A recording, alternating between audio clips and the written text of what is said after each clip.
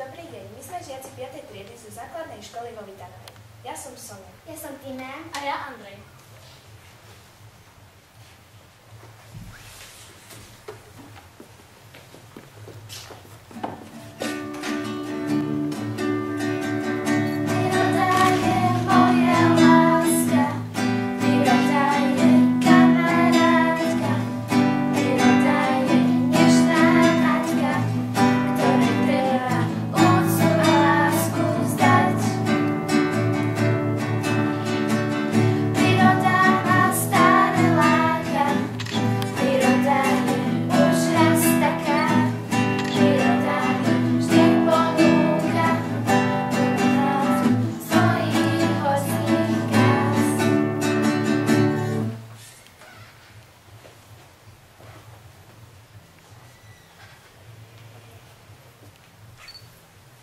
Decká, pamätáte si, keď nám pani učiteľka na biobadateľskom krúžku oznámila, že sa zúčastníme súťaže Putovná sova? Áno, pamätám. Určite.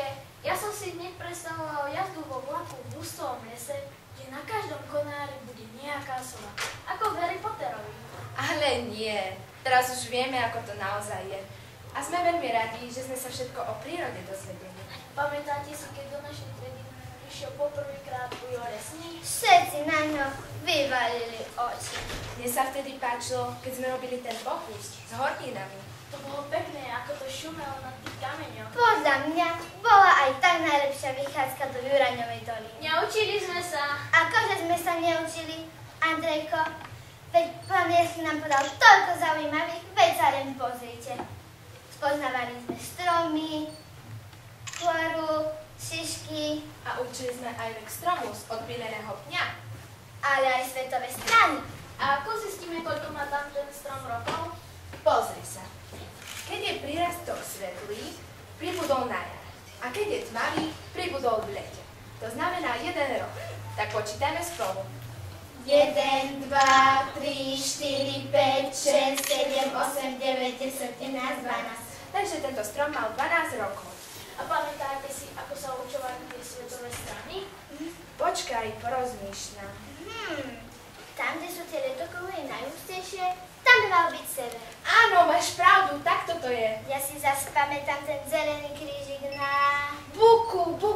Áno, máte pravdu. Ujo Lesník nám hovoril, že zelený krížik znamená jednodruhový porast. Takže to znamená, že tam rastie iba búk.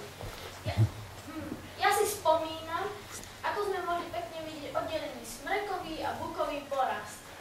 A videli ste tie stopy po ceste do lesa? Áno. Len si nepamätám, aké to presne boli. Aha, tu sú stopy jelenia a tu sú stopy diviaka. Pekne sme sa poprechádzali, ale videli sme aj chránené rastlinky. Pekný bol ten horcov. Mne sa páčila tá prvosienka hola a tučnica. Som rád, že sme si takto pospomínali na naše zážitky s Ujom Lesníkom. Áno, pospomínali sme si. A naučili sme sa moc. A teraz by sme sa mali poďakovať pánu lesníkovi Fendekovi. Ďakujeme! Tak poďme sa už konečne najesť. Ups, trošku sa mi pripálilo. Nevadí.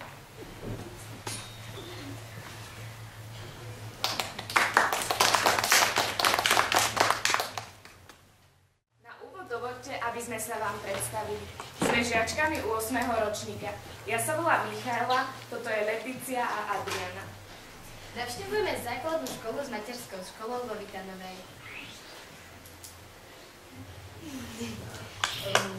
Táto prezentácia je výsledkom našej spolupráce s lesným pedagógom Zdenkom Štendekom. Navštívili sme s ním aj oblasť Oravic, ktorej súčasťou je Juránova. Uvidíte tu naše videá, ktoré boli nasnímané nielen na exkurzii, ale aj v škole, kde prebiehali rôzne aktivity v jeho prítomnosti.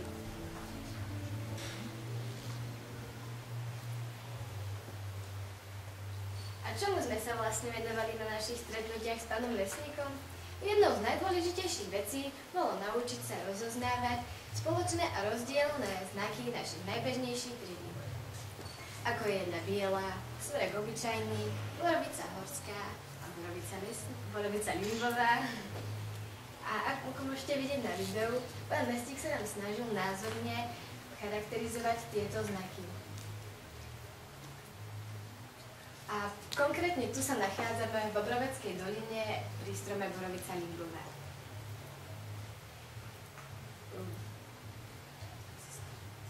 Získané poznatky sme si neskôr upevňovali na hodine, kde nám pán lesník na vzorkách vetvičiek, šišiek, kôry a sevinok ukazoval podstatné rozdiely.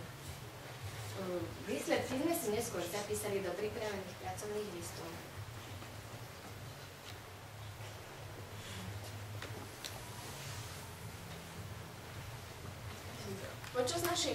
Počas našej exkurzie sme mali možnosť vidieť rôzne skvílené stromy. Konkrétne, kde nám pán lesník ukazoval vznik jarného a letného dreva, ktoré spolu vytvárajú letokruhy. Taktiež nám vysvetlil, že k skvíľovaniu takýchto stromov, konkrétne smreku obyčajného, dochádza kvôli premnoženým likožrútom v tejto oblasti, ktoré ho napádajú.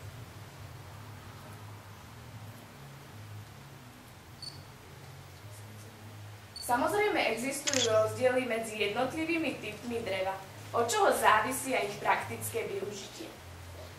A o tom je aj naše ďalšie video. Prebiehalo v škole a ako vidíte, mali sme k dispozícii až 17 druhov dreva, ktoré sa líšili farbou, štruktúrou, vôňou aj tvrdosťou. A bolo naozaj skvelé vidieť tieto rozdiely zblízka, keď sme ich mali priamo pred sebou a mohli sme sa ich dotýkať. Milá porota, pre mňa osobne, ale aj pre moje kamarátky, bola táto aktivita najzaujímavejšia. Už od malička ma moja babička viedla k láske k prírode a k bylinkám. Je to bylinkárka. Spolu sme ich zbierali, sušili. Vyrábali z nich rôzne masti, čaje, odklady. Preto som sa veľmi tešila na Juráňovú dolinu, pretože tu rastú rôzne endemity ako horec kúsiov, plesnivec alpínsky, tučnica alpínska, ktoré dokonca v tom čase aj kvitli a vidíte ich na videu. Preto som navrhla pánovi Fendekovi, aby sme si spolu urobili herbár s druhou rastúcich v našom okolí. Ako vidíte, nebolo to vôbec náročné. Práca nám išla od ruky a vyrobili sme si tieto nádherné herbárové položky, ktoré tu aj dnes máme a veľmi radi by sme vám ich ukázali.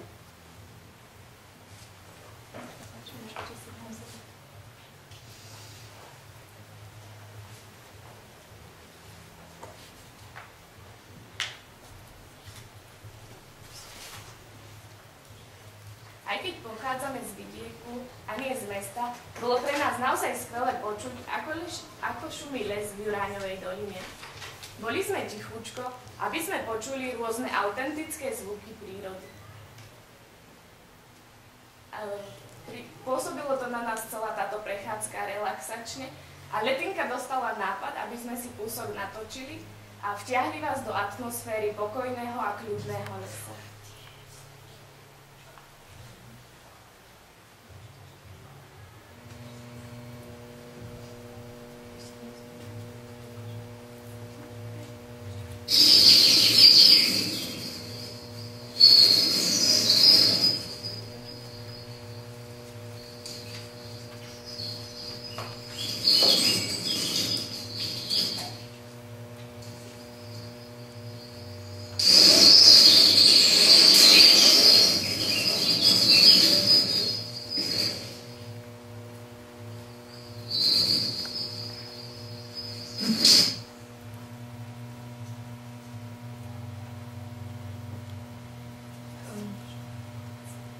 Asi najťažšou aktivitou pre nás tri bolo vysvetlenie a pochopenie geomorfologickej stohy Vysokých Tatier a našej oblasti západných roháčov. No, na prvýkrát sme to vôbec nepochopili. A ani na druhýkrát, a dokonca ani na tretíkrát. Ale pán lesník bol veľmi láskavý a trpezlivo nám to vysvetľoval asi 5-krát, kým sme to ako tak pochopili. A preto aj celou cestou do Juráňovej doliny sa nám snažil prakticky ukázať, ktoré vrchy sú akého pôvodu. Bohužiaľ, my sme si len zapamätali a dali sme to aj do videa, ako Ako zvetravá papanec v Juraňovej doline. A dá sa aj dokázať skúškou s kyselinou chlorovodíkovou, ktorú, bohužiaľ, pán lesník práve vtedy pri sebe nemal. Takže nám to pani učiteľka chemie ukázala neskôr na horenie. Týmto by sme sa chceli poďakovať za obrovskú trpezlivosť, snahu a dobrú náladu. Skvelé nápady a nové poznatky. Nielen pánovi Fendekovi, ale aj pani učiteľke Ževličkovej, ktoré sa nás snažili pripraviť čo najlepšie, nielen po teoretickej, ale aj po praktickej stránke na túto súťaž. Milá porota, ďakujeme za pozornosť.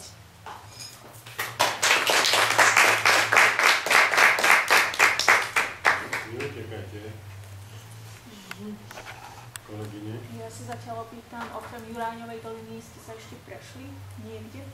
Áno, keď v škole, keď sme mali nejaké tie voľné hodiny alebo hodiny, ktoré sme strávili s pánom Fendekom, tak sme chodili vlastne rôzne. Aj vo Vitanovej máme také kraje lesa, alebo také lesy, ktoré sme sa vlastne chodili prechádzať. Boli sme ešte aj v tieni.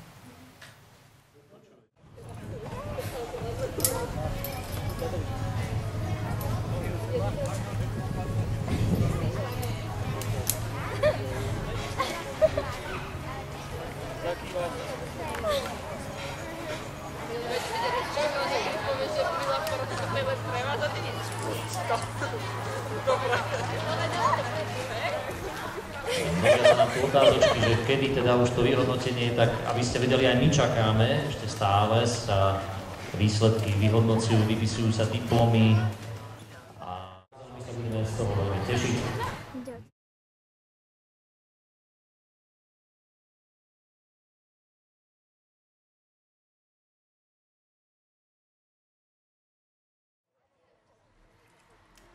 No a pozerám, že celkom tak, ešte trošičku a bude tam. Dobre, tak dajme ďalšie pokusy. Pozbierajme šišky a ideme na to. Čo? Je to veľký šambol? 2 body z 5 bodov, výborné. Ja to neviem. Niekto ani jeden. No, tak poďme. 1, nič. 2, ďaleko. Poďme 3. Nevadí, mierme.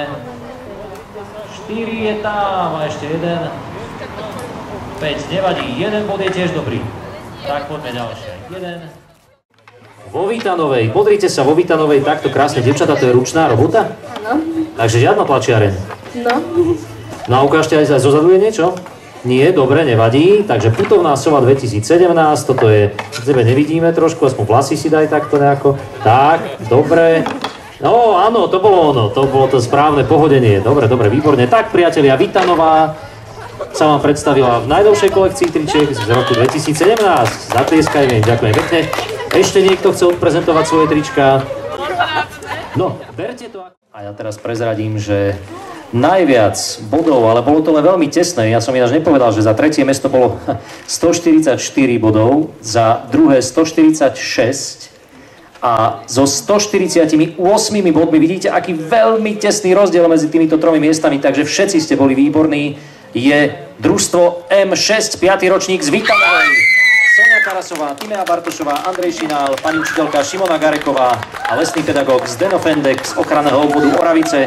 Pani učiteľka, poďte k nám tiež. Pozrieť, či to vidíte tie fotky. Áno, v poriadku všetko. Ďakujem veľmi pekne. No, a my ideme na to prvé miesto. Tušíte, viete, neviete? Zuzka sa začala usmievať. Neviem, či to má s tým niečo spoločné. Ja len poviem, že je to neuveriteľné, lebo opäť konštatujem fakt, že ide to z Tatranskej Lomnice preč. To je zatiaľ prvá vec, ktorú vieme. V roku 2010, 11, 12, 13, 15, 16 aj 17 táto sova ostávala v Tatranskej Lomnici. Je to, že kde sa konala? Aha. Takú informáciu som teraz dostal. Tak nám to spadlo teraz, čo? Dobre, napätie, znovu, pozor, napätie. Putovná sova odlieta s neuveriteľnými 163 bodmi, to je úžasné umiestnenie, sa umiestnilo družstvo S3 Ekokrúžok z Vítanovej. A Adriana Goreková, Letícia Tovlanová, Michaela Čapajová, pani učiteľka Simona Gareková a lesný pedagóg Zdeno Fendek, ochranný obvod Oravice. Priatelia, je to neuveriteľné. Orava Vitanová dneska zobrala obidve prvé miesta. Cenou sú opäť aj knižky z vydavateľstva Martinus. Tak, ale 163 bodov je naozaj krásne umiestnenie, zaslúžia si určite tieto prvé ceny a aj túto sovu, ťažkú sovu, dúfam, že ju budú vládať odniesť, áno. Tak, to sú oni, veľká fotka a veľký potlesk.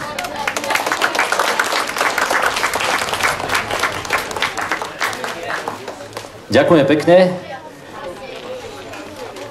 No a ešte skôr, než ja vám...